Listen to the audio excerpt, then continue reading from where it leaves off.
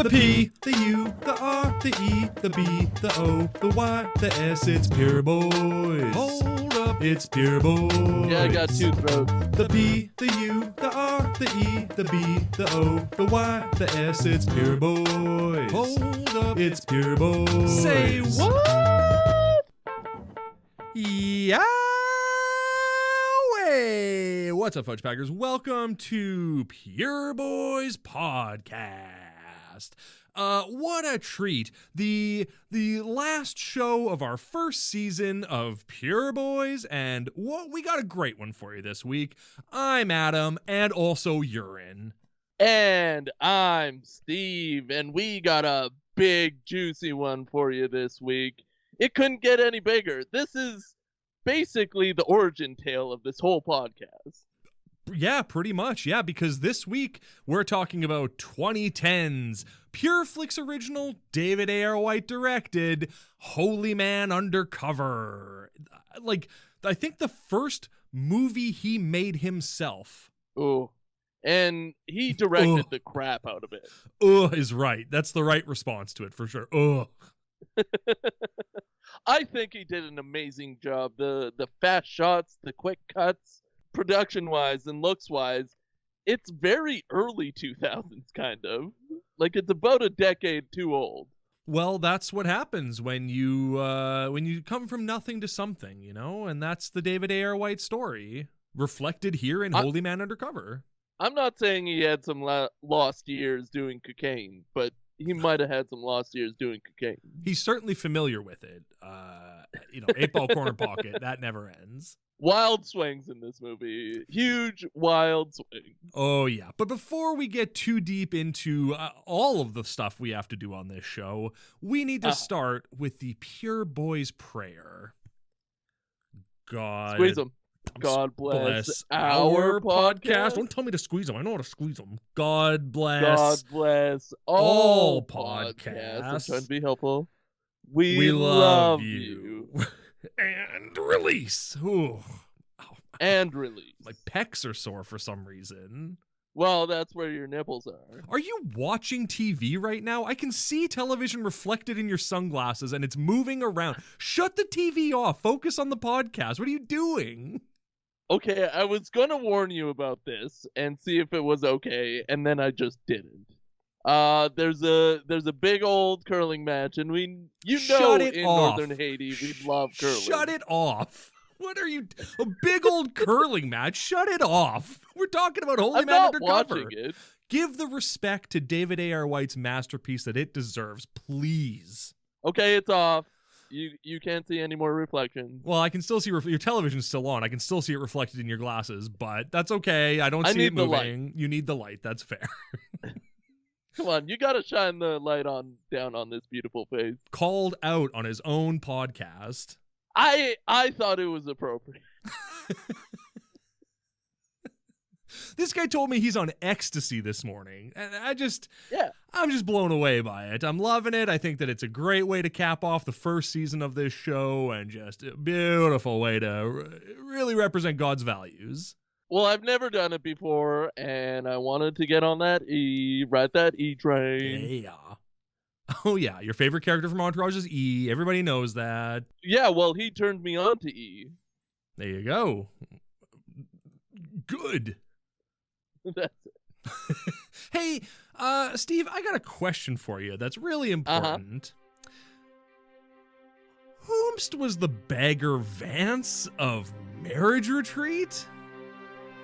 I'm gonna have to give this one up to God. I think God was truly the Bagger Vance of the film. Adam, I have a question for you, and it might be similar to the question you asked me. In fact, it's exactly similar. Whomst do you think was the Bagger Vance of Marriage Retreat? Well, thank you. First of all, thank you so much for asking, Steve. I really appreciate it. I love your candor, and I love just you hit hard-hitting questions. You're not afraid to pull. You don't pull any punches. You're not afraid to ask the hard questions, such as whomst was the Bagger Vance of Marriage Retreat. And for me, it's tough to say because there were so many Bagger Vances in it. But if I had to guess, if I had to put my money down on one, I would have to say that Victoria Jackson's green cowboy boots were the Bagger Vances of Marriage Retreat. They were supportive. They carried her from place to place. They taught her how to play golf. They were ghosts. They were Will Smith. And that's about all I know about Bagger Vance, and it was represented perfectly in those green cowboy boots. And they hurt her feet. And most importantly, they hurt her feet, absolutely. Her little piggies, I guess. She probably calls her feet her little piggies. Seems like the kind of thing she would do. You have to turn the volume up real loud when you're watching the movie, but she does say that quite often. Hey, don't look at my little piggies! It's very good. Man, you're just nailing that impression. Thanks, man. I've watched hundreds of hours of Victoria Jackson at this point, so it's just in my head. Oh, yeah, she's a part of our whole thing. That's true. One day we will meet her, and then one day you will bed her. But we'll see when that happens. I think what we said is perfect, but do you have a runner-up? Oh, sorry, the segment's done. It's done. Yeah, You're sorry. right. We only have 2 minutes and 10 seconds to get through it, and we got through it, so. I just want to talk about things being the Bagger Vance. Just so often. I want to go runners-up. I want to go thirdsies. I just couldn't stop. Well, one day we will do an entire award ceremony where we give out the Bagger Vance Award to all sorts of people and things in the Pure Flix universe. Yeah, maybe even the biblical universe, which is our universe. Well, of course, yeah, it's the universe that we live and exist in. Thank you very much, Jesus Christ, 6,000-year-old Earth. Latter-day Saints, even you guys. Oh my gosh, yeah. Oh, do you remember being a kid and just seeing endless commercials for the Church of Latter-day Saints and being like, what the hell is this? What is the Church of Latter-day Saints? I have no idea. Aren't they like Jehovah's Witnesses or something? I think they're close. I think they're in between the Jehovah's Witnesses and real Christians. They're going to say Jehovah's Witnesses and people. Oh, they're right in between. No. That's like MC Hammer or something. We got to pray to make it through the day. That's the long and short of it. Yep, for sure. That's the point I'm. Hey, are you ready for everyone's favorite segment of the week? Nope. Oh, okay. Well, here we go. The Kevin Sorbo Tweet of the Week. All right. So he had a couple of good ones. Real gushy ones to get out, but I have a tweet and a reply this week. Oh, so it's a real exciting day for me. Yeah. This is February 2nd, 2022 at 2:39 p.m. Better than a nooner, but you're not getting high. No. So what's the point?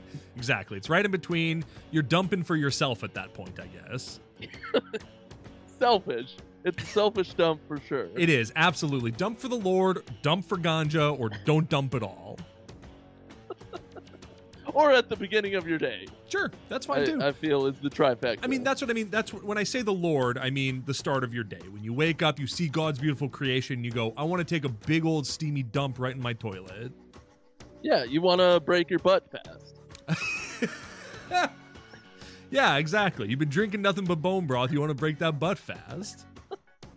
Oh, that bone broth is so good for you. It gives you the real collagen you need to have good number twos. Oh, yeah. Anyway, what's Kevin's tweet? Yeah, of course. Let's not delay any further. I'd like to go on Joe Rogan's podcast. ... So yeah, I'm looking forward to that. Oh, it's gotta happen. For sure. Yeah, absolutely. I love that Kevin found out about the Joe Rogan podcast, aka The Truth, just like a couple weeks ago, and is already like, I want to go on this show. I live in Texas. We found out up until like last year, he lived in California. So just saying, Kev. He's a man of means, by no means king of the road. So he should be on Joe Rogan's podcast. Hey, when he tears open his shirt, he's got Rosie on his chest. You mean like Roseanne Barr? No, I mean like Rosie O'Donnell.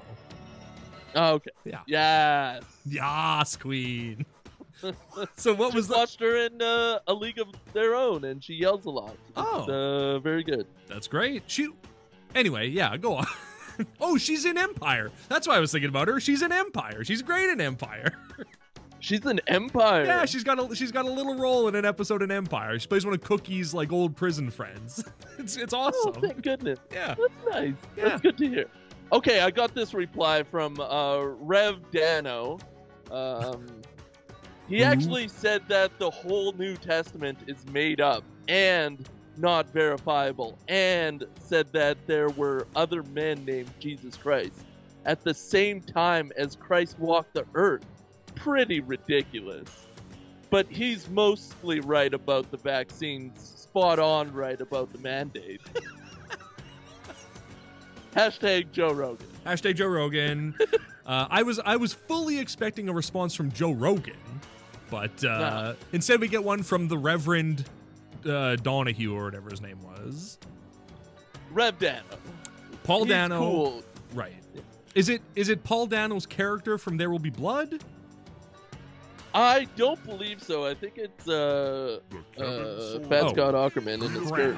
Oh crap! I screwed this up. Well, anyway, that segment's done. Sorry. Is that how that audio clip ends?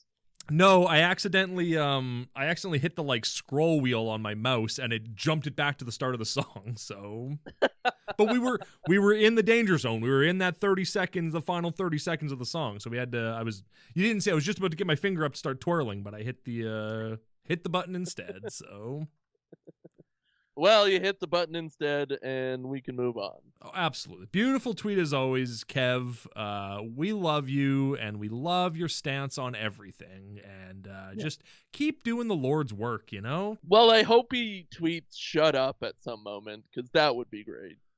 Oh man, if we did that, if we got a tweet like that from Kevin, we could just end the segment after that. It's not going to get better from there. It's just going to be him saying "shut up" and then okay, great, that's all we need from you, Kev. Thanks very much. It is all we would need, but it's the only thing that people ever tell me is good about this show. So I don't think we can lose it. I thought you meant just how often we say "shut up." Oh, well, they love that too. Shut up. Shut up. Listeners, shut up. Kevin, shut down. No. Well, I think let's go, let's God, and shut up. Let's go, let's God. Shut up. It's time for Holyman Undercover 2010. Pureflix has still not taken into consideration my suggestion of putting the year next to the titles on their page, on their website, but maybe one day I won't have to look all this stuff up on my own. Maybe they'll just help me out a little bit here. But did you tweet that at them? Yeah, I tweeted at him all the time. What about TikTok? Do they got a TikTok? Ooh, I don't know. I bet David A.R. White has a TikTok. Actually, I guarantee he has a TikTok. I'm pretty sure I've seen TikToks reposted on his Instagram. We are borderline stalking these people. We follow him on everything except for TikTok, I guess, because we don't have that. Well, we have a fascination with what he's done with his life and what he's provided to mankind and Christian kind. Absolutely. And this movie that we're about to talk about fills in a lot of the gaps and answers a lot of the questions about what it was like going to Hollywood as David.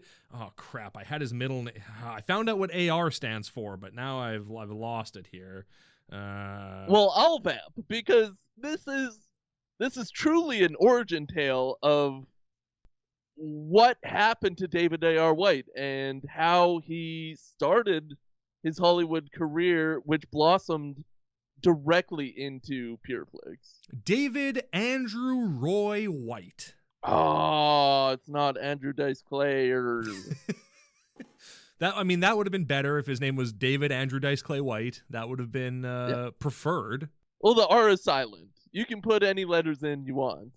Absolutely. The R is the letter that you see when you write his name, but the R stands for Dice Clay. Can you give that name to me one more time? David Andrew Dice Clay White. Okay. Andrew Roy is the AR in David A.R. White. Andrew Roy. Okay. Andrew Waugh, if you're being Haitian about it. Yeah, absolutely. Yeah. Or, as you might know him at the start of this movie, I am Satan, he yells. So you can just call him Satan if you want. Can you believe that he had the balls to play Satan in a Christian movie? He's really pushing barriers right away. Bro, this movie is kind of wild. Like, looking at it, there's like him yelling that he's Satan. There's cocaine in this movie. There's shots of like Andrea Logan White where like she's in a tanning bed and the camera cuts off like right above her nipples. And you're like, David, this movie is spicy, bro. What are you doing? Not godly at all. Well, I feel like this was his ode to 20-something angst, coming of age type tale. Like there's it's like a Happy Madison type production, but Christian. I wish it. Wow. Actually, when you put it like that, that's kind of a mind-blowing comparison. David A.R. White is the Adam Sandler of the Christian cinematic universe. He's got his Happy Madison players. He's got his Rob Schneider and Brad Heller. He's got his Kevin James. Goofy origins that turn into serious action later on. Exactly. Wow, that is a really astute observation for a guy on ecstasy. I'm really impressed, man. Good on you. I'm rolling hard, but I'm trying to keep it straight. I know, you got your sunglasses on inside, so I can't see your bloodshot eyes, and you're chugging bone broth and water, one in each hand. And man, I wish I had some bone broth. You're being very nice about the situation, but I do not have bone broth today. Oh man, I'm so sorry. If I had some bone to give you, I would give it to you. Where does one pick up bone broth in Haiti? I had to get it shipped in from Asia. Ooh, I don't know. Probably just buy a chicken and then boil its bones down to make your bread. Yeah, do you burn it? No, you boil it.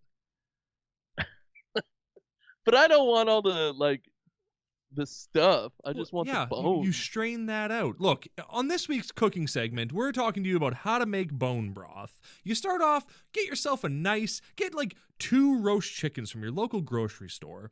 Eat the meat off those chickens. Chicken? But you don't have to clear the bones entirely. There can be some gristle and a little bit of meat left on. You throw those carcasses into a pot with some water. Maybe, if you want the bone broth, I don't know what the hell you're going to do. But if you want to make a soup broth, you throw some vegetables in there and you boil that sucker for like 5 hours. And then you take a nice strainer and you strain out all the big bits out of there. And you got yourself a delicious broth that you can use for anything after that. Okay. I just don't know where you grind the bones. You don't have to grind. Listen to me.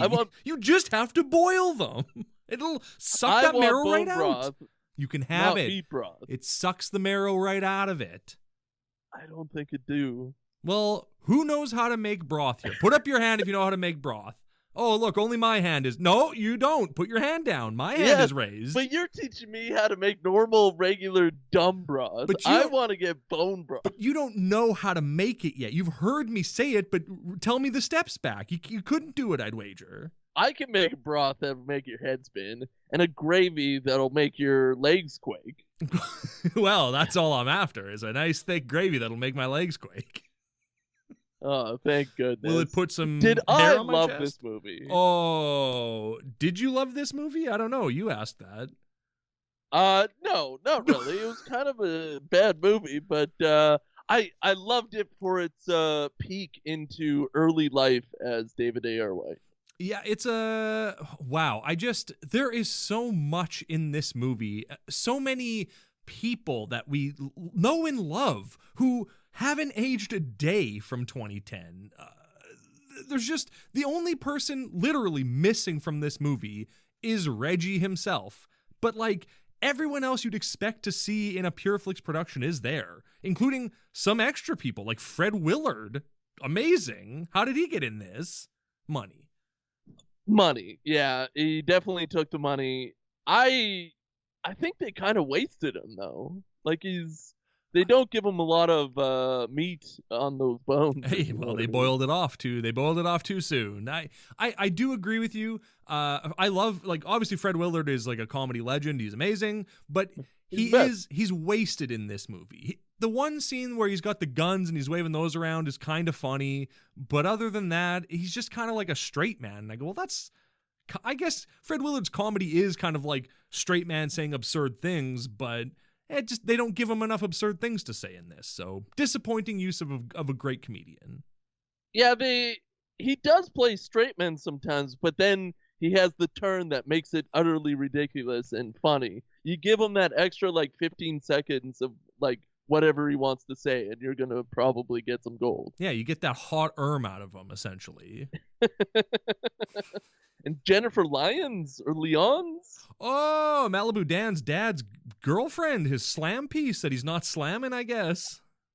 Yeah, she is the slam piece, the regular slam piece in this one, not even a father slam piece. No, she's straight up David's slam piece in this movie. It's weird knowing the relationship that all these people have, and then watching scenes where Tiffany, aka David or Malibu Dan's dad's slam piece, is just like giving David A.R. White a lap dance and making out with them, all in front of his real life wife, Andrea Logan. It's just like this weird, I don't know, it's like uncomfortable to watch.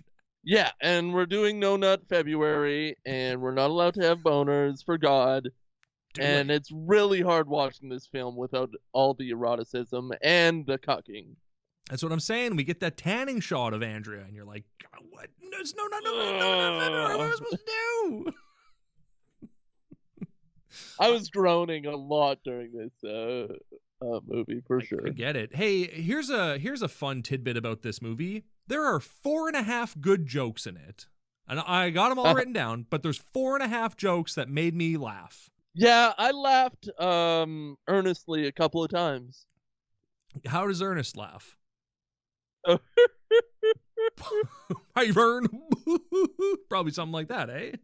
Yeah, it's a lot like a chicken. Right, that's the thing they don't tell you about Ernest, is he was a bunch of chickens stacked up inside of a pair of coveralls.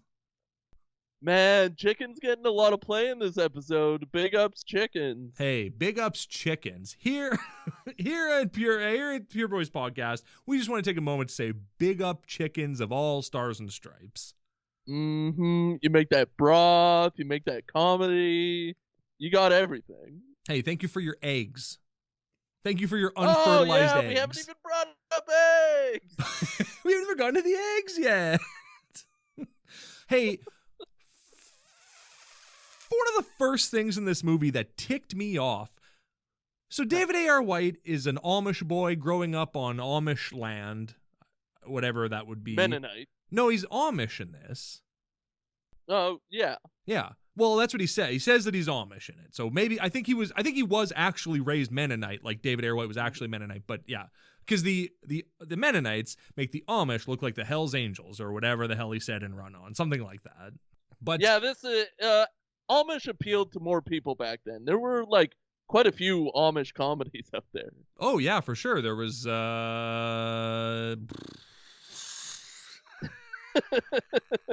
Kingpin. Yeah, sure.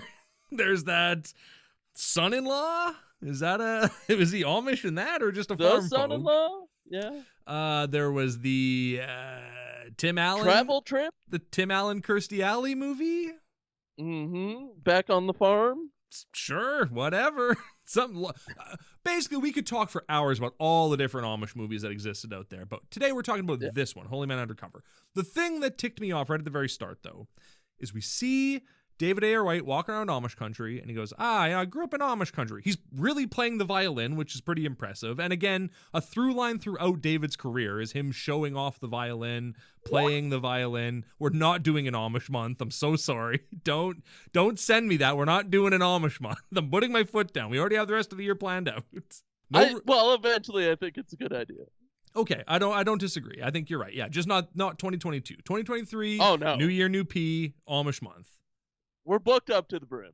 Well, exactly, right? So, but the thing that I'm trying to get at is that and it's not even going to be worth it now, jeez, but there's a woman walking around Amish country with bright purple streaks in her hair. And I'm like, burn that woman at the stake. What is she do? Where did she get the hair dye, first of all? Second of all, that is so ungodly of them. Just, who do you think we are? Not thinking that we'd catch a woman with purple hair in Amish country. That's crazy, David. See? Not worth it.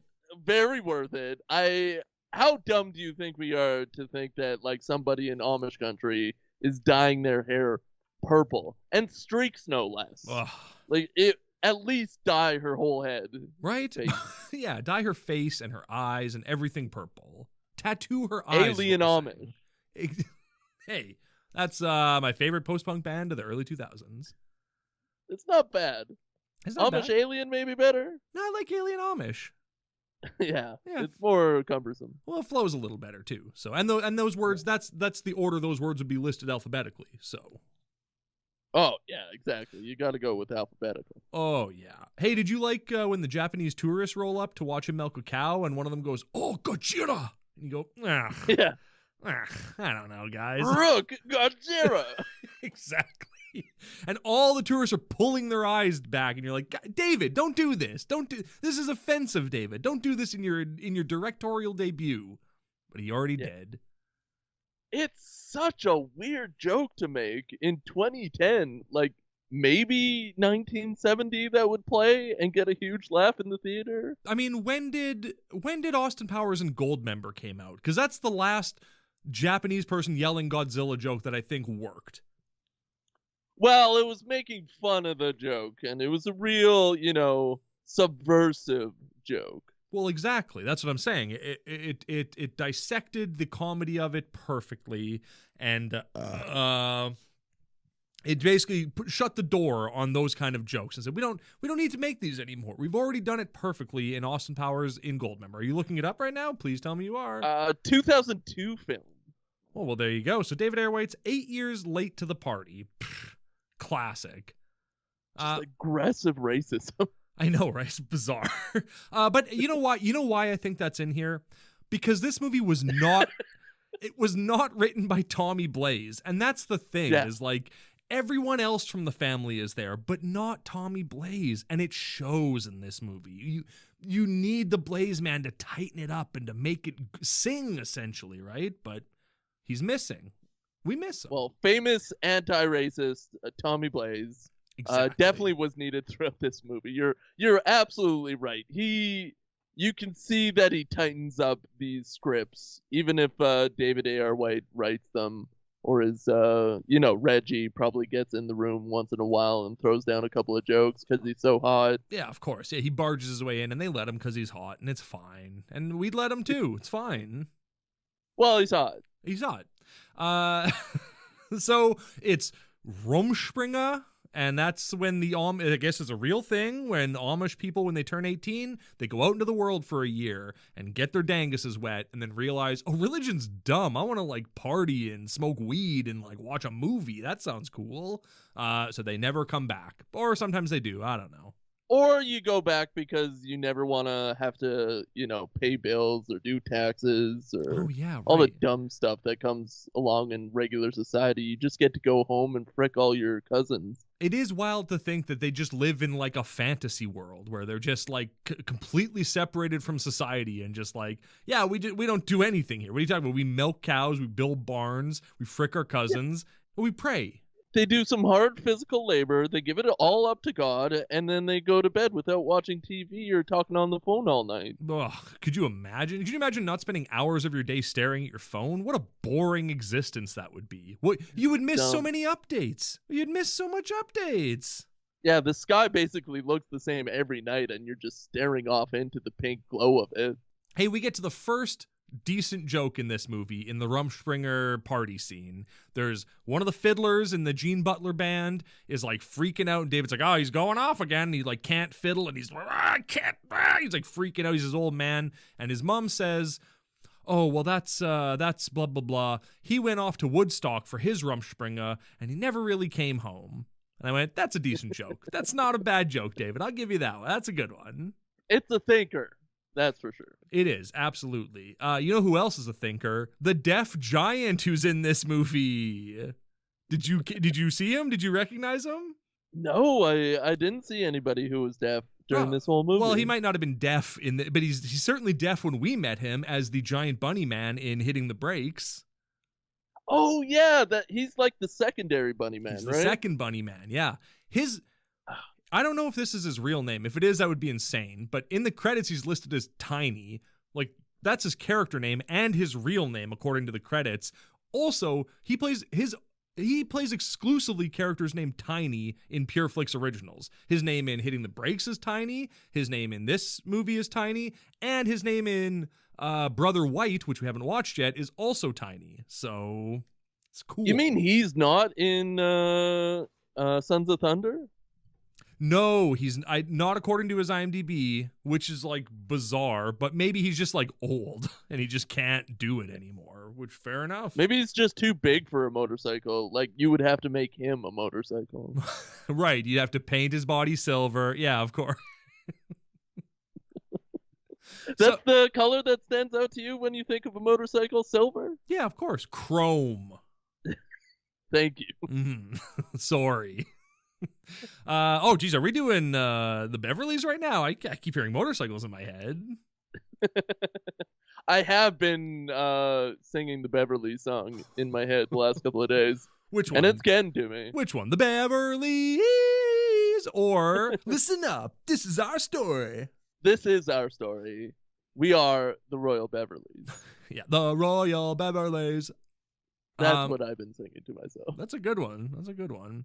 So we find out that David thinks that he's turning 18, but like he's an old man in this movie. And it turns out that his mom has been lying to him all of his life and like delaying his like 18th birthday so he wouldn't go on Rumspringa because her brother left for Rumspringa and never came back. But then turns out he's actually 28 years old, and he figures out that he was like wearing diapers when he was like 8 and also sucking on his mom's boobies when he was much older than he should be doing that. So that's a pretty shocking, horrible thing to find out. I think it's lovely, but he does have a good puke about it, and he reacts completely normally to finding out that he was sucking on his mom's boobs up until 8 or 9. Do you think that's like a common thing on the farm? On the Amish country, is just sucking on your mom's boobies until way too late? Yeah, of course. Yeah. Milk of your mother, of course. You milk the cow, you milk your ma. The kids get the milk, the adults get the milk, you know? And she's just like constantly ready to go because she's constantly having babies. Right. She's got milk to spare is what I'm saying. Well, I mean, correct me if I'm wrong, female listeners of this show, of which there are none. Do like as long as there's someone sucking, the milk is gonna be there, right? Like maybe that goes away after a period of time, but it's like a supply. As long as there's a demand, there's a supply, you know? Maybe I'm wrong about that. I think there needs to be a hormonal change that's kicked off by the sperm going into the egg. Hey, well, now we're talking. Yeah, maybe I'm wrong about that. I'm more than willing to. I mean, I stopped sucking on them, at the appropriate time, age 10, 11, somewhere in there. But so I don't know. What do I know? Hey, mentally, I've never stopped. Hey, amen to that, brother. Amen to that. So Malibu Dan's off to Hollyweird to spread the word of God, and also to meet his uncle who lives there. That's his connect, I guess. I love getting shots of real LA, of real Hollywood, like seeing the streets and the characters that make up this glorious country. Yeah, getting footage of real homeless people suffering on the streets to put in your wacky comedy movie is a real classy move, David. I appreciate that. And in-betweens, too. Just random people that probably didn't get the rights. No, definitely not. For putting their face in this movie. No, because like the footage is like taken from a moving vehicle, so there's no way they were like, oh, we got to stop and ask those people if we can use their footage in this. Nah, they just filmed it and moved on, and those people weren't going to see this movie. They live in Hollyweird, the satanic butthole of America, so no one's going to watch Holyman Undercover. Oh no, they're probably watching the first X-Men movie or something. Yeah, exactly. Oh, what happens when you strike a toad with lightning? Same thing as everything else, Spare a latte. Oh, I love it. The real biting humor, David. Yeah. Commentary, and I love it. Mm-hmm. You're really showing us LA. Oh, yeah. So the homeless people, the fake homeless people that they dirty up to be in this scene are basically zombies that are like chasing David trying to get his money, and he's running away when out of nowhere a car comes whipping around the corner way too fast and completely spins out, and they went, well, we can't do another take of that, so we'll just use that take, I guess. Keep going. Keep it Not rolling. wrap it up. Keep going. Keep going. And then that car screeches to a halt, and wouldn't you know it, a guy who looks just like David A.R. White, except with a bad fake mustache and a fake curly afro wig, yells, "Come on!" And they get in the car and take off. Just to paint a picture for our listeners, David A.R. White plays the uncle role, and he makes the decision to go full pepperoni salami on this guy. Like, very thin handlebar mustache, you got your curly wig, and he is pepperoni salami all over the place. He's half parrot, half man in this movie. He is screaming. We do get a signature David A.R. White, come on, but it's in a different context. It's not him being like, come on. It's him being like, come on. So little bit different, but still that's showing range. And that's what I love about David is he's got big range. It's a little bit more Mediterranean. Puts a little bit more stank on it.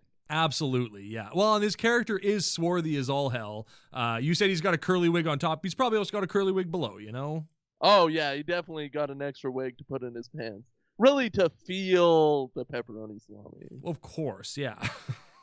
And, that's method. Oh, yeah. There's like scenes of him smoking. Do you think David A.R. White smokes? Yeah. I think he did a lot of bad things during his 20s. Him and Tommy Blaze just painting the town red and painting wives white, you know? Yeah, before they found God. Like, they were with God before, but then they found him. Mm-hmm. Well, exactly, yeah. And again, much like the journey of Holyman Undercover. Definitely. We get the second pretty decent joke in this movie. David's in the car with his Uncle Brian, also played by David, and they're having a back and forth talking about, Hollyweird and all that. And like, David is just clueless because he's an Amish boy, right? Who's 28 years old and just finished sucking on his mom's boobs. And so he's just asking so many questions about Hollyweird. At one point he says, "Who's Tom Cruise?" And Brian, his uncle, goes, "Don't talk to me right now." And that made me laugh pretty hard because they'd just been talking back and forth. And to just go, "Don't talk to me right now," in the middle of a conversation is pretty funny to me. I had that written down too. That was very funny. Don't talk to me right now. Might be the best joke in the movie. Very blatant. Yep. You've been talking to me this whole time, but now don't talk to me anymore. Don't talk to me right now. Not until we get to my apartment that's filled with guns and grenades and mortar shells and all kinds of weapons of mass destruction. Oh, yeah. His apartment is, what a piece of art that is. Oh, yeah. There's a traffic light in the bathroom. That's LA for you. Well, you're out there doing auditions. You're hustling for every dollar you earn. You're doing cocaine when you get home. You don't have time to clean up or make a proper meal. No, you're prepping for doomsday, baby. Yeah, you're getting your condoms. You're living large. Absolutely. You're getting arrested. Even though you're convinced the world's coming to an end, you don't mind spending that time in jail, I guess, because you get out of jail, you go right back into jail because you got your husband in there, Beef. Oh, there you go. He froze for a second. I was worried I lost you. Oh, man, Beef. We'll get to Beef, I guess. He's in one scene. It's a weird turn for the movie. Yeah, it's bizarre. Yeah, I think the most shocking thing to me is that they let a prisoner have a lighter. That seems like a huge oversight on the jail's part, but what do I know? Well, again, I think this movie is about 20 years too late because, I mean, certainly in the 80s you could have a lighter in a prison cell. Certainly, absolutely, but not in the 2010s. No way. That's post 9/11. Any terrorist could be in there's jail. Too much media. Exactly. No way you're allowed a lighter. Brian, a.k.a. David A.R. White, takes David A.R. White out for a tour of the city to show him the sights, to take him to a cattle call, an audition. And a cattle call? Come on, cattle call? On the way to the audition, though, they're stopped at a red light, and there's a crazy man across the street wearing a sign that says, Jesus loves you, and he's yelling and screaming about Jesus and being like, Jesus loves you, Jesus loves LA, he loves everybody here. And they're both like, that guy's wackadoo. Hey, he's out of his mind. Remember that, listeners. It comes back later. Remember that, okay? Crazy guy yelling about Jesus on the street. Remember it. I am going to tell you to forget about it. It doesn't play a fact into the end of the movie at all. Don't listen to Steve. Forget it. Don't listen. He's wrong. It does. It's important, and we need to remember it. He is naked, though. Oh, yeah, he is. It's interesting, that's for sure. His hot dog's out. He uses for sure. signs for clothing. It's crazy. It's not a bad idea. No, it's better than clothes. Well, you get terrible tan lines if you wear signs as clothes, but you're probably gonna get frickin' laid, so who cares? Yeah, just tell ladies it's European or men, and then frick them. Oh man, hey, men, if it's very European, It's European. Hey, this dinger, it's European. Don't even worry about it. So we get to the cattle call, and my jaw drops at the level of talent we see at this cattle call. Coming down the stairs in front of all the people who waiting to audition are the executives, the people running this audition. We've got Holiday Sinclair right up front, running down the stairs. Andrea Logan White. We've got Chuck from accounting. I'm blown away already. I'm like, I can't believe Chuck from accounting is here. There's no way it's going to get better than this. I got Irm all over me. There's no way it's going to get better than this. But sure enough, at the top of the stairs, we get the saddest man in Hollywood, Darlin Arlen himself, the only one of these actors who doesn't have a picture on his IMDb page, Brad Heller. I loved it. Yeah, got took over by Tommy Blaze eventually, obviously. But he still has a part to play in David A.R. White's world. And this is the scene that made me relax, because I really pushed this movie, and I was very nervous that it was going to be terrible and not fun to talk about at the end of our year. But then when I saw these three beauties coming down the stairwell, I knew I was in heaven.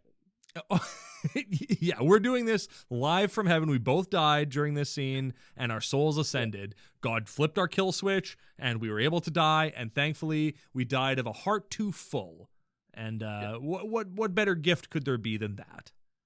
We're gonna come back. Maybe it's somebody else, but we're in heaven for a little while. Oh yeah, absolutely. Yeah. David stops a robbery. Someone tries to mug Annie Logan, played by Andrea Logan. Lazy. Just try a little harder, guys. Jeez, but fine, whatever. This guy tries to rob her. David Ayer White talks him off and takes his gun from him, but then is casually waving the gun around with his finger on the trigger. I've never shot a gun in my life. I know you're not supposed to put your finger on the trigger unless you're ready to shoot it. You grew up on a farm, David. What are you doing? Do you think the Amish have weaponry? I mean, they definitely have hatchets and axes and stuff. Guns, I don't know. I don't know. Maybe they don't. Is that a machine technically or not? Did they just go, let's get guns? I mean, is a banjo a machine? Kinda. Hey, asking the real questions here. Is a banjo a machine? I don't think there's enough moving parts, because when you're talking about machines, I'm talking about clickety-clackety moving metal parts. With a banjo, you're just kind of vibrating strings. Right, you're pluckety-bluckety. And there's no metal parts, Yeah, that's a good point. With a gun, you got to turn the thing and the bullet and the clamping and explosions. And the boo of a gun, Anyways, it's great to see him playing with a gun finally. Oh yeah, it's great to see the beginnings of Beckman right here on screen. The gun that launched 1,000 Beckmans, Guns are fun. Guns are fun, especially when you accidentally discharge one right into the air and then put the hot gun right into the front of your pants and go, that's where it'll stay. Yeah. Well, you want to warm up your dinger after you just ermed all over the place by shooting a gun, because that is the manliest thing you could ever do is shoot a metal object fast. Oh yeah, that's why people yell "I'm gonna shoot" when they when they're about to climax. So, yeah. Yeah. David Ayer White and David Ayer White. Oh, Andrea Logan gives him her card and is like, "Thanks for saving my life. Maybe you could be the star of our TV show. Maybe. Bye. Chuck, get his information. Bye." And she leaves. And so the two David Ayer Whites, they head off into the sunset when cokehead David Ayer White's like, "Hey, I got to go buy some coke from these Chicanos. Is that cool?" And they're like, "Yeah, that's fine." And then they get arrested. Whoop. Oh, well.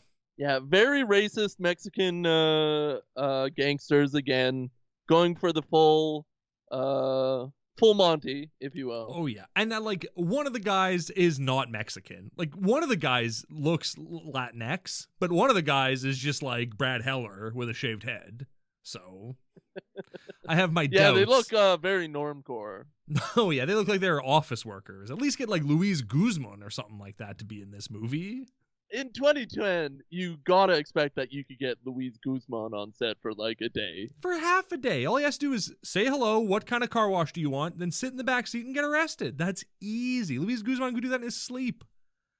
It might have been the goo, because the joke during this is that they're not able to roll up the windows, and they got car wash all over them. Right. Yeah, absolutely. And also you can buy like a thimble of Coke for $100 apparently, which having never bought or done Coke before, I don't know if that's a good deal or not. It doesn't seem like a very good deal, but what do I know? I'd say there was about like 6 good lines, and that's like a day worth of cocaine, I would assume.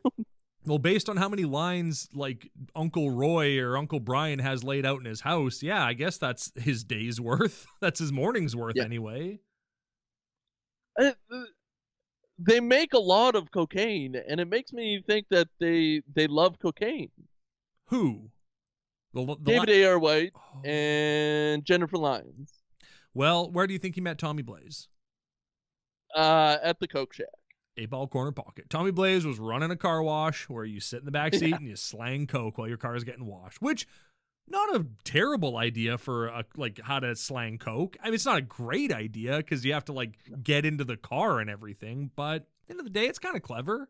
Well, I think that's what like car wash was about, was them slinging weed during the car wash. Am I wrong about that? Am I being racist? I haven't seen Snoop Dogg, Dr. Dre's Car Wash. I haven't seen that movie. Surprisingly. That's pretty crazy. I'll have to watch it. Maybe we'll do a whole episode about it. Probably not. Car Wash Month. Car Wash Month. Right after Lawnmower Man Month. Never. Everyone's in jail, but Andrea Logan White comes and gets David Ayer White out of jail. Amish David Ayer White, not cokehead David Ayer White. That guy stays in jail. Nobody posts his bail. That guy's on his own. Nobody's coming for him. Done. Oh yeah, he's done. Even when David Ayer White gets some money, he still doesn't bail out his uncle. No, Uncle's happy then. Yeah, but he does bail him out, but Uncle just goes right back into jail because he misses beef.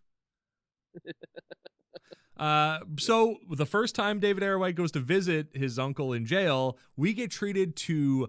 I was like giddy when I heard this song. They show the jail, and all we hear in the soundtrack is "Keep it on, keep it on, keep it on, lanes with mama. Wish I listened to you." And I went, "Malibu Dan." I said, "Is that Gene Autry?" I squealed like a little kid. I was so giddy with joy when I heard this song, and I've just been mumbling, wishing about you all night. Where's you? I can't believe they got Bobby Lee Wilson / Gene Autry, the famous fiddle diddler. I can't believe they got him to give his music to this movie, and then for Malibu Dan as well. Mama, wish I'd listened to you. Maybe it was a cocaine friendship. Maybe it's a cocaine friendship. Maybe. I don't know.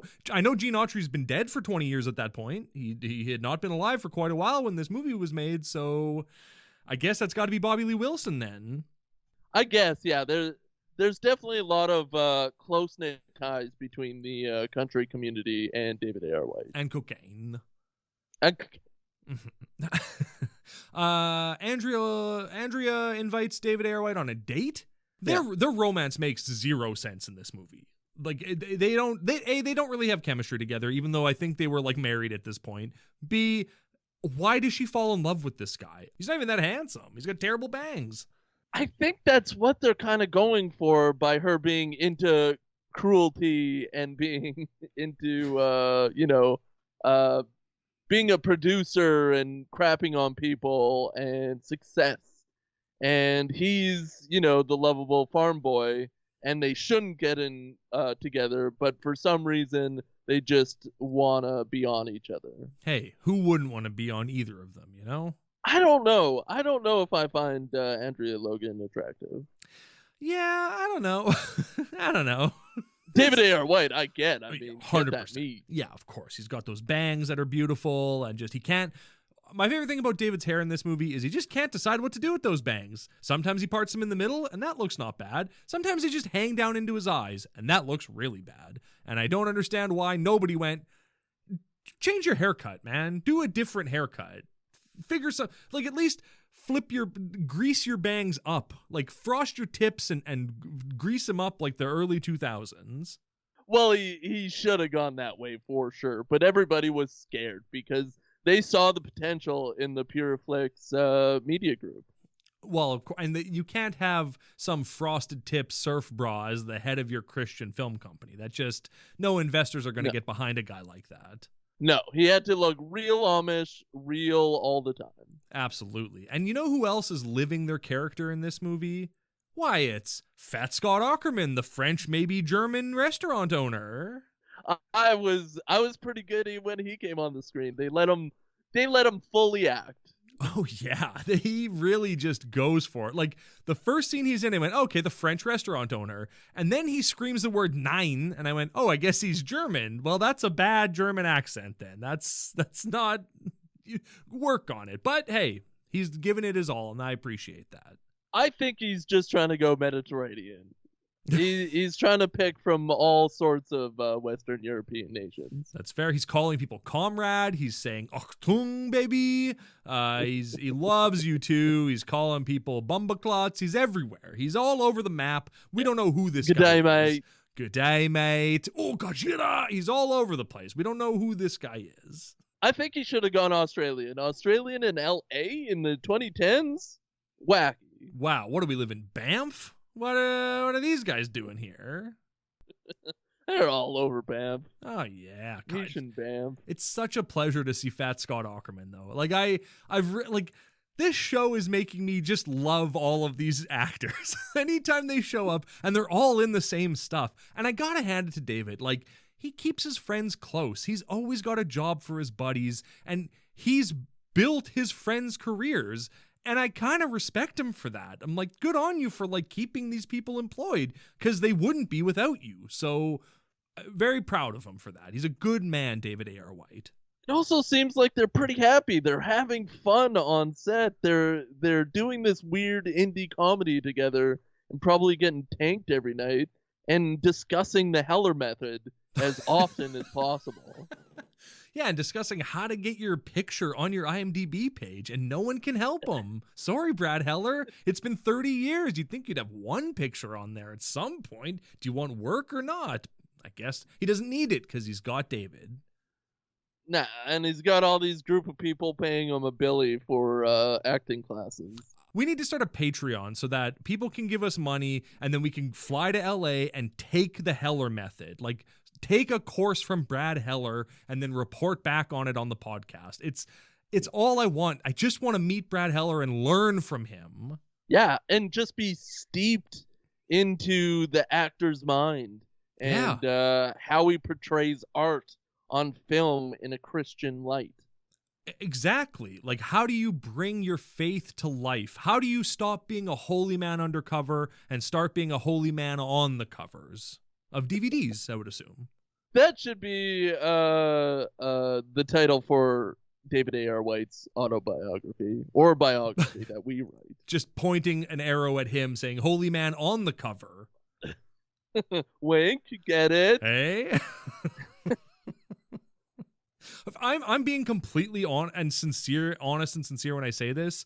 I want to be in these movies. I want to get into the circle that Chuck lives in, and Reggie and Darlin Arlen. I want to get in that crew and become a part of the Pureflix family.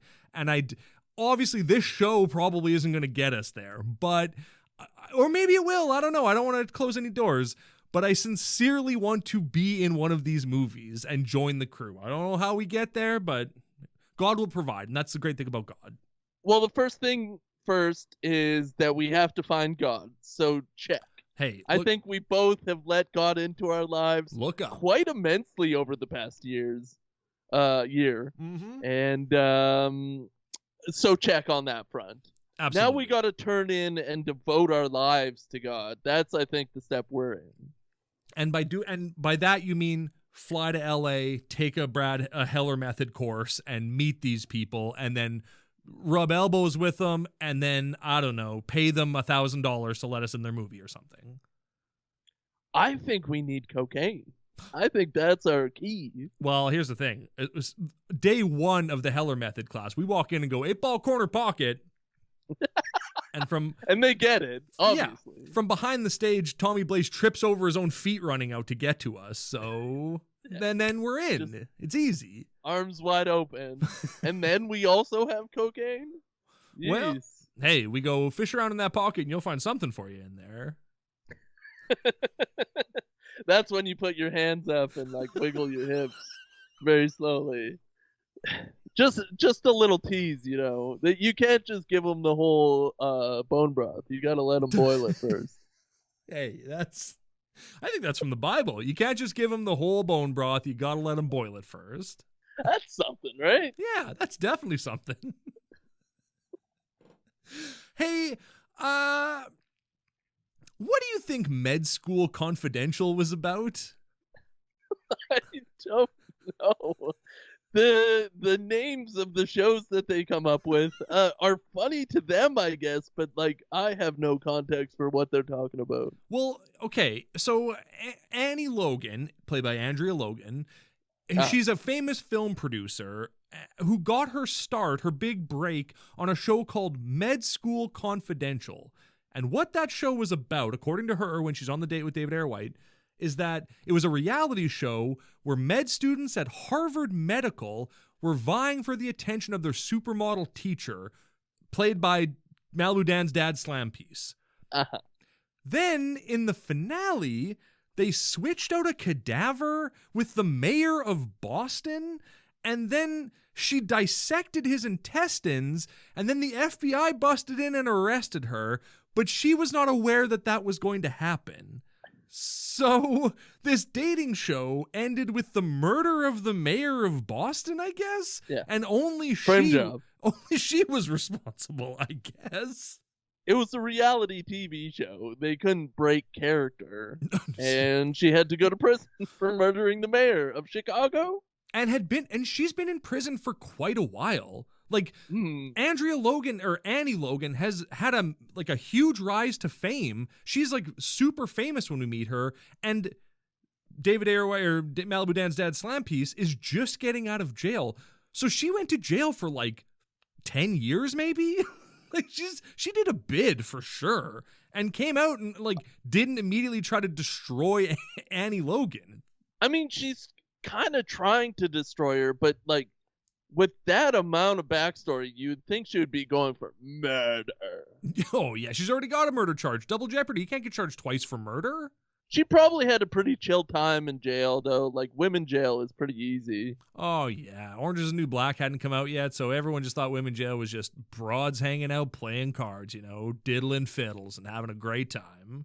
And it was until Orange the New Black came out. And then they were like, oh, we can act crazy in jail? Let's do that. So it kind of helped, but wholly ruined society in jail. Absolutely. Holyman Undercover is the cause of most of society's downfall, is what we're learning. Third pretty good joke in this movie, at the end of the date, she takes David back to her house, and she's like, hey, you could come in, and I'll est your D. And he's like, I don't really know what sex is. We only had like one sex ed course in school. And it cuts to like a flashback of, and I will give him credit for this, like, the kids are kids in the class, and David is 28-year-old David Ayer White, but that tracks with his character because he was 10 years older than he was supposed to be. So that's actually pretty good continuity there. But the joke, very smart. Very smart. Not having Tommy Blaze on the staff, it's a very smart movie. But the joke is, the teacher to teach them about sex has like a big thing of paper with stick figures on it, and she like flips the paper so the stick figures move, and then it's like two people and the woman turns into a devil and stabs the man, and that's sex apparently. So David's understandably confused. Oh yeah, that's called pegging, David, and you're not ready for that yet. But you are ready to learn about it. Amish school rules, I think. Hey, Amish probably school in there rules. just having the time of your life. Absolutely. Just learning about all kinds of stuff that's very practical in the real world. probably a lot more about horse than you would ever learn in a regular institution. You know, in Joe Biden's Haiti, they don't teach you anything about horse in school. And how are you supposed to become a stud farmer if you can't learn about the Well, certainly not enough. I mean, you learn that you have and then see a big set on a stallion and then realize that they probably have but that's it. You don't know about like head count or like velocity rates or anything. No, physics, nothing like that. It's all gobbledygook to you. It's all superficial news. It's all superficial, absolutely. So then we get the spicy shot of Andrea Logan having a tan. It's like a lot of chest showing off. Hello. Goodbye. A lot of ribs we're seeing. Goodbye. David gets the lead role in the show that Annie's producing, which I thought was a live action version of God, the Devil, and Bob, and I was very excited to see that play out in real time. But turns out it's not. It's a show called Dark Watch, and it's about vampires, I guess. Well, it's about the devil, right? I mean, the devil is in it, but then like so are vampires. Which because the Leon's lady is has vampire teeth, right? Yeah, and so do everyone else in the scene except for David A.R. White. And Annie says, like, how could people not like this show? We've got sexy vampires in leather vests. I go, well, sexy is maybe subjective because one of those guys is just like a big fat biker in a leather vest, and your mileage may vary, and he might be sexy to you, but he wasn't to me. And if I can't sexualize these movies, what am I doing watching them? You gotta suppress that, Boner. I don't know what this show is because it's supposed to be a television show, but it's just like a single set piece where the devil just like says a bunch of monologues and the women look sexy. And there's also a laugh track under it. So is it a comedy? Is it a serious show? Is it like a Buffy the Vampire Slayer? Like, we're never shown. I want to see the finished product of Dark Watch, but we don't get it. Yeah, we want more, of course, from a David A.R. White piece. You just want to consume everything that's being brought to the table, but you only got 90 minutes, baby. That's not enough time. Sorry, not enough time to see all of Dark Watch. I apologize. Apology accepted. Thank you. So the Tiffany is out of jail, aka Malibu Dan's dad's slam piece. Let's refer to her as Tiffany because it's a lot to say Malibu Dan's dad's slam piece. So it is. Tiffany's out of jail. She did her time for murdering the mayor of Boston, and props to Annie, she gives her a job right out of jail. Makes her the star. Well, I guess that's not true. Fred Willard makes her give her this job. So yeah, not props to Annie. Annie Logan wants an unknown, and the compromise to get an unknown is to get a known, which is David A.R. White's father slam piece. Exactly, yeah. So during the press conference for the announcement of the cast of Dark Watch, it's, Tiffany's here. It's scandalous. She's this outrageous character who keeps making cat noises. And it's exhausting. But we get a setup for a great joke later where one of the reporters goes, "Any truth in the rumor that you're dating Bill Clinton?" And kind of funny. Kind of a weird, funny thing to say. Great part of the film. There is a reporter in the area that has this very movable jaw. Did you see Jawman? I missed Jawman. Tell me all about him. Oh, Jawman's just sitting there, and he's moving his jaw like sideways, back and forth, like 4 or 5 times. And he's got a lot of movement on that jaw.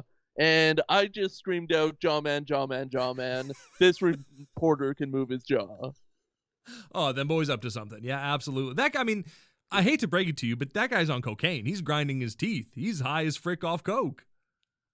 I think they might have got a couple of extras from the streets because I don't think we see him ever again. And I think this was a very good moment to highlight Jawman. I don't disagree with you. I wish I would have noticed Jawman. I feel like I would have loved him and wanted to know everything about him, his whole backstory. Jawman, we love you, but we're never probably going to see you again. I'm so sorry, Rest in Jawman. pieces. Yeah, write into us, Jawman. Let us know who you are and how your cocaine addiction is going. If you know you're Jawman and you don't message us, that is ridiculous. Hey, we're putting this out in the universe. If you were in a movie called Holyman Undercover playing a character named Jawman, write into us at pureboyspod@gmail.com, or better yet, tweet at us at pureboyspodcast on Twitter. You coward. You coward. Fred Willard gets the great idea that David Ayer White and Tiffany need to start dating so that I don't know why. Well, she needs to be calmed down and brought down to a normal level, and then Holyman Undercover has to be brought up to speed. Exactly, yeah. But they don't know. They're like, I don't think she's his type. But Brad Heller roasts him with this when he goes, what is his type? Livestock. Got him, Brad Heller. Got him. Cheap effing joke. Got it. Yeah. But then during the meeting where they say to her that she needs to date David Ayer White, then we get the payoff to the Bill Clinton setup where she goes, I wouldn't date someone like him. I date basketball players, bullfighters, former presidents. I thought, all right, good payoff. Good payoff to the joke. I'll put that on. That's 4 good jokes. I'll give them to you. So that means that the president flew to the prison to have sex with her. Yeah, cheating on his wife, Hillary Rodham Clinton. Yeah. It's not like I guess he would have been the ex-president. Yeah, well, of course he was ex-president. Barack Hussein Obama was the president at that time.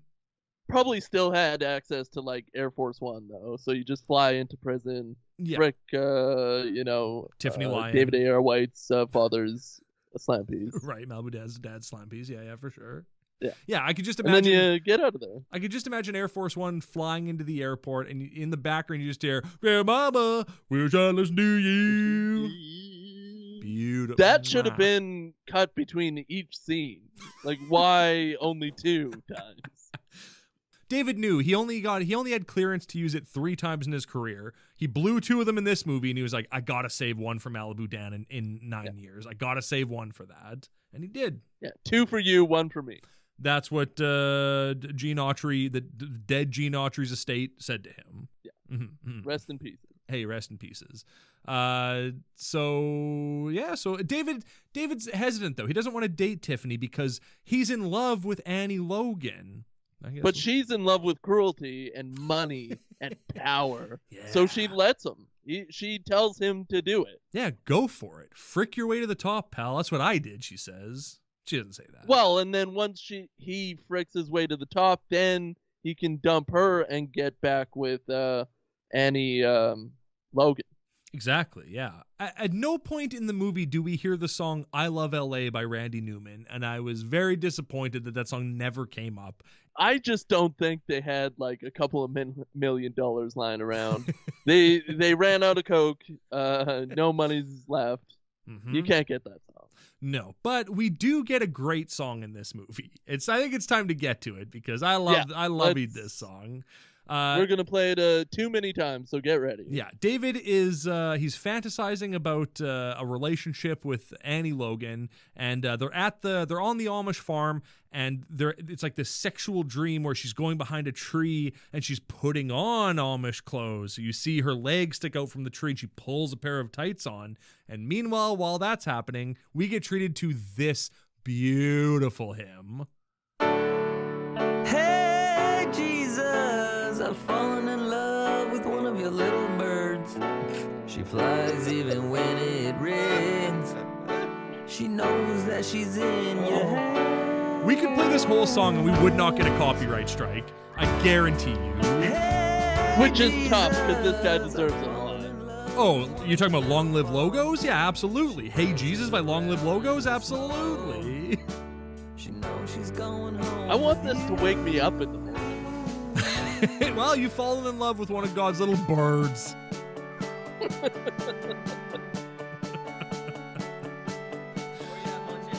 I truly have. Yeah, you truly have. God, I freaking love that song. They play, and I typed in the lyrics into Google, and I was just like, "Hey, Jesus, I fall in love with one of your little birds." Couldn't find anything about it. It was heartbreaking. That song kind of got weird there at the end before you turned it off. Yeah. It kind of got turned a little. Yeah, it mixes it up a little bit. Yeah. Kind of sounds like the opening to The Office. Okay. Little flowers. All right, that's very cool. Sure. She loves when you rain on her. Oh. We can cut out as much of this as we want, but I think we should Did listen you to the whole speed song. it up? Nope. That's the song. That's weird. Yeah, it's Get It Together, Long Live Logos. No wonder your album Mundus Volt Decepti didn't take off and set the charts on fire. This song could have been great. I mean, it's mostly great. Yeah, but they need to cut out the chaff. Yeah, someone needs to tell them to tighten it up. Oh, wait. Oh, okay, no, this crap. All right. They need a Tommy Blaze. We can cut out as much of this as we want. No, I think this is a leave-in. This is one of our famous leave-ins. This is a famous leave-in. All right, here we go. Like I said, we are not going to get a copyright strike for this. We just play the whole song in its entirety. It also sounds like 10 different songs. Oh. Yuck. Yuck. Was there anything else other than little girls? Oh, wait, yeah. The great lyrics here. Hey, Jesus, I won't take any more of your time. I just wanted to let you know. Okay, that's good. I think we should have gone to the end, but well, that was good. For everything. I won't take up any more of your time. I just wanted to let you know. Baby making Oh, it really is. Yeah, Christian baby making everything. Yeah, this is the night of your wedding type stuff. Oh, this is first dance material right here with your beautiful bride. Yeah, enter, enter, enter. Everybody's just screaming, enter. Take the sex torch and enter. Enter. Hey, Jesus, I've fallen in love with one of your little birds. Hey, Jesus, I don't want to take up any more time. I just want to let you know. That has to be the ending song for this episode. Does it? We just listen. I also closed it, so it won't be the ending song to this episode. I want to listen to it again and talk over it. Listen to it at your own time, then. We already listened to most of it. Hey, Jesus. All right. Hey, Jesus. Hey. Fall in love with one of your little flowers. Yeah, that's cool. That is cool, yeah. But birds? One of your little birds. Loved it. Or girl? Ugh. It's a great song by a great band, Long Live Logos, or whatever the hell I said it was called. Hey, that could have got them an Oscar if they just tightened. That's the thing. Why wasn't this movie presented to the Academy? Could have been. It might have been, but they didn't get to that part in the movie. We've seen enough. We've already heard Mama, Wish I Was Knew You twice. Yeah. So what more do we need? We're nominating that song for Best Original Song in a Motion Picture. If they made it a little longer, they could have heard this song and it would have been nominated for Best Song. Yeah, exactly, yeah. But nope, couldn't do it. Sorry. So David is being corrupted by Tiffany. She's like, he tells her that he's in love with Annie, so she's using that against him. But the big thing is, she gets him to have a drink at the club. And did you catch that he line for line quotes Run On in this scene? No, it sounded familiar, but my brain didn't put 2 and 8 together. So the voiceover when David's drinking his Long Island iced tea, because that's the drink that he pops his cherry with, he says, "There's nothing inherently wrong with alcohol. The Lord's first miracle was turning water into wine." That is line for line what he says in Run On. Very proud of him for that. Yeah, a line so good it echoes through eternity. As we're learning from watching these movies, they're all like poetry. They all rhyme. You just recycle the same beats and lines and music and ideas and actors, and you just change their hats and shirts, and then it's a new thing, and it's a beautiful sight to behold. They take the melange of society and pop culture from the past, and they just cram it in and make it a entertainment joy. Turn it into a true cram jam, you know? Oh, yeah. So Annie finds out that David wakes up the night after drinking one Long Island iced tea in Tiffany's bed, and he's like, I totally smashed Tiffany, I guess. And he's very upset about it, and he tells Annie about it, and her response is, well, you're fired from the show then, which very professional of her. And really reminiscent of him getting punched in the face and then getting fired from his show. Punched in the face? Oh, yeah, absolutely. Sorry, I was confused for a second there. I was like, what do you mean? What do you mean? Yeah, by the Smokey Bandit himself. By Mr. Smokey Bandit, yeah, absolutely. He got dummied by him, but again, both very professional, so... Just got taken his career right from under his feet. It's over in an instant. Yeah, and then he loses everything. He was racking up debt on credit cards, and so they come and they take everything from his uncle's house for some reason. His uncle's going to be pissed when he gets out of jail and finds out all his guns are gone. He's got Beef. He's never going to be alone again. That's true. Beef is his roommate, this big... I thought it was Earthquake when I first saw him, and I got very excited, and I was like, oh, did they get Earthquake for this movie? But they didn't. That might not even be his name. I don't know if... You talking about Landfill?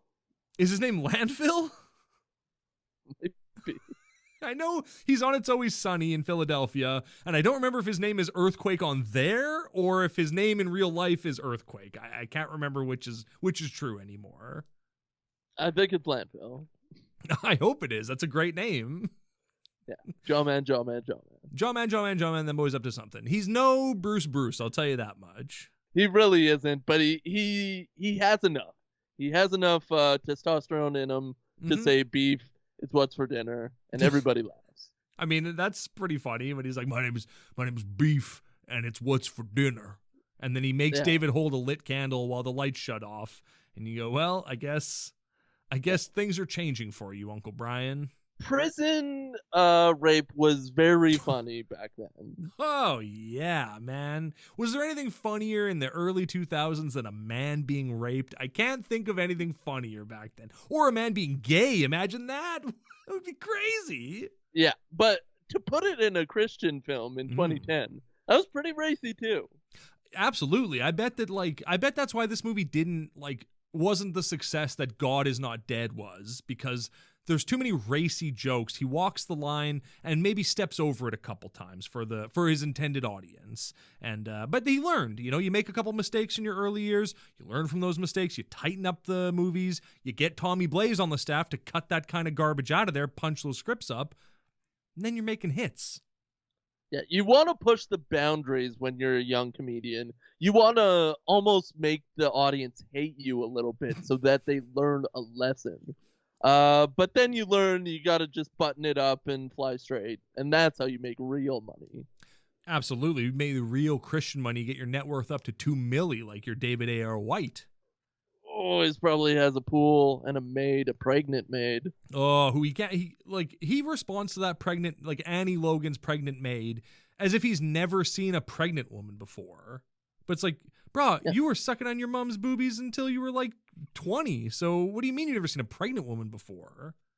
That's all the Amish be doing is getting pregnant. Yeah, bro. You're freaking your cousins. You're knocking them up. That's life on the farm. Oh, I wish I could be an Amish wife. What a life. Yeah, you can be. What would your first act as an Amish wife be? I'd probably make cinnamon rolls. Oh, okay. Yeah. Why not? Yeah. I got all day. Exactly. Hey, I just looked up what the Tim Allen Kirstie Alley movie was, where they're Amish, and it's For Richer or Poorer. That's what it's called. Ooh. Good title. Throw that on the pile for Amish month. Yeah, 2028 Amish month. Mm-hmm. So the devil gets recast on Dark Watch, played by John Schneider. Again, what was the movie he was in that we watched? The horse movie? Switched, he was in for sure. He was in Switched, yeah, absolutely. He was great in Switched. He was nailing Denise Richards in that movie. I don't think he can get much better than that. He was the best in Switched. Him and Denise Richards should just be a couple, I think. I agree, yeah. But fortunately, he's like, they refer to him as Bo Duke, which I guess is fine. It's a little lazy, but it's fine. From the Duke Boys. But the one thing they do let him showcase in this movie is his country music prowess. And I say this sincerely, I don't mind John Schneider's country music. I've listened to a lot of it because of this show, and I honestly kind of enjoy it. I think he's a good singer, he's got a good voice, and he makes some pretty decent country songs. He put out a whole album about trucking, which is great, and it was a hilarious album. So, John Schneider, you're a great country artist, and we love you. And we love that you're supporting the truckers of All Stars and Stripes. Anyway. And also he says he's got this great line as the devil where he looks into the camera and he goes, "Hey, there's no need to believe in the devil because the devil believes in you." And that's like a bad thing, I guess, when I'm like, hey, big ups to the devil for believing in me. God doesn't believe in me. God wants me to believe in him, but the devil believes in me. And I can appreciate that. It's nice to have support in your life. Well, he gave us free will. He believes in us. He wants us to be released from the tyranny of God that he presents in his slavery of humankind. But he's the bad guy. I guess, yeah, because he's too sexy. AKA John Schneider, yeah. Yeah, he loves to have too much sexy. Exactly. So David loses everything. He gets a job as a hot dog. He's, at a burger joint. Yeah, at a place that they call Stuffy Puff or Stuffy Pup, but it's not what the place is called. It's called like Burgers and such or some crap. I don't know what it is, but I guarantee they didn't get the rights to that place. They just filmed David in front of it and were like, let's film until they kick us out. That'll work. Well, they put all the money into the hot dog suit for sure. Yeah, absolutely. Yeah, it's a really good hot dog costume. But David realizes that, he just needs to let the Lord into his heart. And so, hey, listeners, remember earlier when I said, remember that thing about the crazy person screaming about God and how they made fun of him? I forgot. David becomes that. He starts running into the street screaming, Jesus loves you! Jesus loves LA! Jesus loves everybody! And he becomes that crazy guy on the street. And that's seen as like a heroic moment for him where it's like, you're back, David. But it's like he's the same as that other guy they made fun of earlier. So what's the message here, movie? Well, it's all swings and roundabouts. As long as you're clothed and shouting the word of the Lord, you're fine. But as long as you use signs for clothing, you're done. And you're not European at all. No, and you know what? A hot dog doesn't count as clothing either because he's wearing clothing under that hot dog. You think? Well, you can see it. You can see his white T-shirt and jeans that he's wearing. It's too hot for that, I would think. I would think so, yeah. Wear shorts at least, like little booty shorts or something. God, I would love to see David Ayer White in some booty shorts. Oh my God. How do we even go there anymore? How do we not get a job with him when we say things like that? We could rub his feet all day. Oh, yeah. There's two of us, there's 2 feet. There you go. Yeah. 4 hands, 2 feet. That's an in. That's an in, yep. And a little bit of cocaine. Never. Hey. So, Andrea Logan sees this on the news, and Chuck is like, this is your fault, just so you know. You pushed him to this point. You made him be in the show. He didn't want to act. He wanted to spread God's love. You made him act. You made him date Tiffany, which then corrupted him and made him go crazy. So this is your fault. So Andrea goes to jail to bail him out again. Yeah, the woman's fault, and it is this time. Yep. And she's like, oh, yeah, I guess it is. Oh, crap, yeah. But then she gets to jail and he goes, no, it's not. It's my fault. I chose to do those things. I love you. I love you. We love you. They kiss, and then they're in love. Do you think the jail scene had any green screen whatsoever? It was just, it was a practical set with bad lighting, right? Yeah, I think so. Yeah. Well, it must have been because then, Tiffany bursts into the jail, but there's, she comes out of a room that's filled with smoke. Yeah, she was getting blazed. I get her and 2 cops come out of that room, and they're just red-eyed, and the room is filled with smoke. Well, where did that come from? Why is that?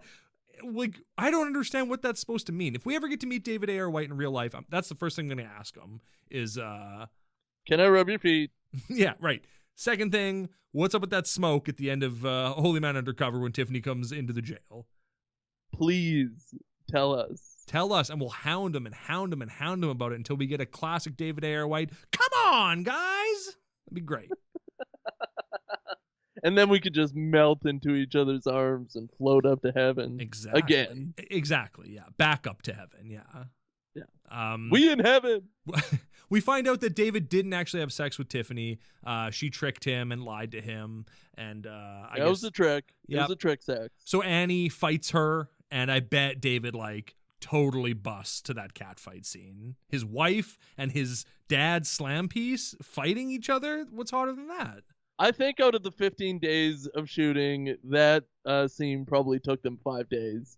Because they just couldn't help themselves but watching and get more cuts. It really bummed me out that he didn't have sex with Tiffany, because him and Bill Clinton were almost Eskimo brothers. They were like so close. He was 1 degree of separation from Bill Clinton, and then that was washed away, and too bad. Yeah, like maybe that's the next step to you being on Air Force One, going to Haiti or something. Exactly. So they get married. Dan and Holiday Sinclair get married in Amish country. And then, because you got to have a happy ending, they turn that into a reality show called The Amish Factor, where Tiffany is trying to bang 10 different Amish dudes. It seems like the Amish wouldn't allow that to happen. Like, they would, like, to bring a film crew in to film, like, then to give up these 10 Amish men to be on a television show where they're trying to rail this supermodel. It'd be a tough sell for the Amish community, I would imagine. And you think after Tiffany and their relationship kind of shatters, and she's already been framed for murder by a reality show that was done by them, that she wouldn't want to have anything to do with them for the rest of her life. Yeah, she certainly wouldn't want to be the star of another reality dating show with them, where she's like, what, at the end of this show, am I going to have to dissect a cow? And then it turns out it's the mayor of Boston again, and I've murdered the mayor of Boston twice. I guess that's fine. I can't be charged for the same crime twice, so double jeopardy. I'm free to go, baby. But every day you would be like that. You'd be looking around corners all the time. Like, are you trying to frame me for murder again? What the hell? Right. Especially the closer you got to the finale, you'd be like, oh my God, when does the frame job come in? When am I going to murder somebody? I signed on to this show to murder someone. When is it going to happen? Is this the real script? Where's the one where I murder someone? Show me the real script. Are these real Amish men? Are they? Am I going to have to murder these men too? Do a dime again for you guys. Hey, Steve, what did you think of Holyman Undercover? I loved Beef. Everything else kind of sucked, but I loved the connections to the David A.R. White world and the universe that we've created over this past year, or have been able to witness in the past year, was just absolutely amazing. It really made this watch something. For that, I'm ever grateful for this show and PureFlix Media. I agree. I am so grateful for PureFlix and for David A.R. White and for this podcast. It's a really fun show, and I guess I'm being sincere at the end here for some reason, but it is a lot of fun to do this show and to watch these movies, and like you said, to watch this universe develop. And, you know, I've seen people review this movie before on YouTube or, like, you know, whatever, and everyone dumps on it, but, like, fair. It's not a very well-made movie. It's poorly acted. The story doesn't make any sense. Like, I get why you'd criticize the hell out of this movie, which we also did, but we have such a deeper understanding of it that I really enjoy anytime we get another piece in this puzzle, and I'm going to be sad when it's all done and we don't have any more pieces. Luckily, there's so many more movies featuring all of these people that we get to explore in the future here. So don't worry, listeners. Have no fear. We've got stories for years. This was a huge piece of the puzzle, and I feel like it's hitting us at the right time.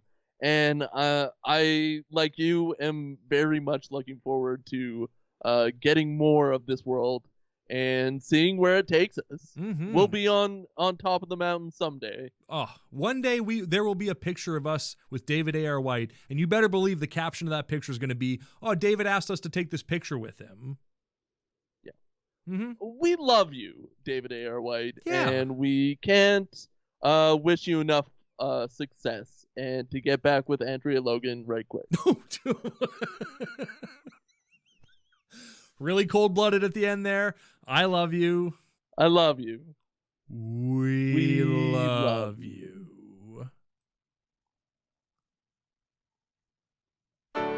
to pee. Hey, Jesus, I've fallen in love with one of My your wishes little have been birds. granted. Did you think I wasn't going to play this song for you? I love you. Of course I'm going to play some Hey Jesus by Long Live Logos to end this show. Hey, I love you, and hey, Jesus. Hey Jesus. I've fallen in love Hey, Jesus, with a perfect I've co-host. fallen in love with one of your little fawns. She prances around in the snow.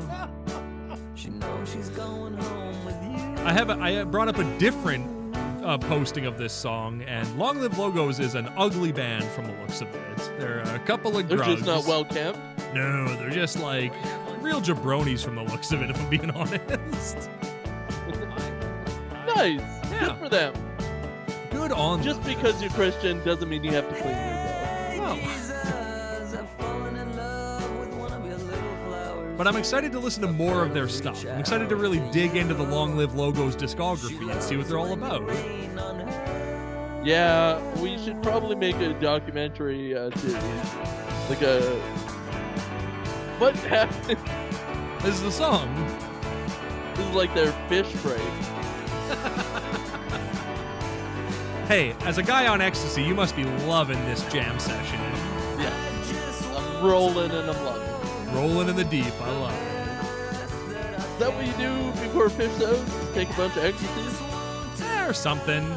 Bun some weed, drop some Sid. I don't know. Get messed up worse than my life is.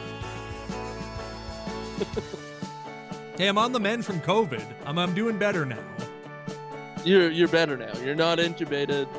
No, nah, we sucked that tube right out. I swallowed it. Nice. They shoved that tube in, I swallowed it. They're like, give that back. I went, you can get it in 12 hours. Well,